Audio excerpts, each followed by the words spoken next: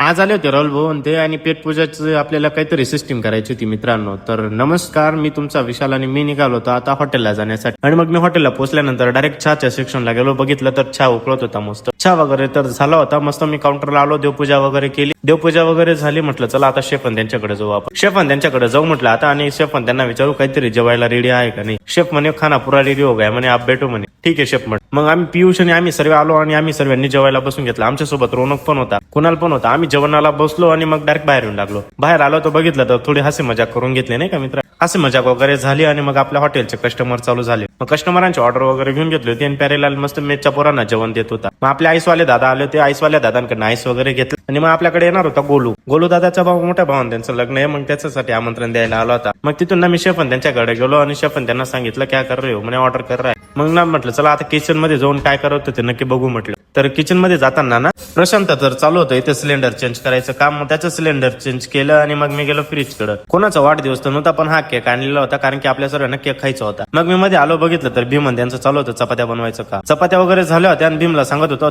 ठीक से चपाती बना नाही तो बोट पटके दे का म्हटलं. मी ते दे दिया ना म्हणे. म्हटलं चला आता बाहेर जाऊ आपण आणि हर्षल भाऊ ते काय करते नक्की बघू. हर्षल भाऊ त्यांचं चालू होतं काहीतरी बँक साहेब आले होते त्यांच्यासोबत गप्पा मारायचं काम. मग ना आपल्या काउंटरला ना रात्री खूपच गर्दी होऊन गेली होती मित्र. काउंटरला गर्दी वगैरे झाली आणि जेवणाचे पण टेबल लागले होते. मग सर ते घेत होते ऑर्डर.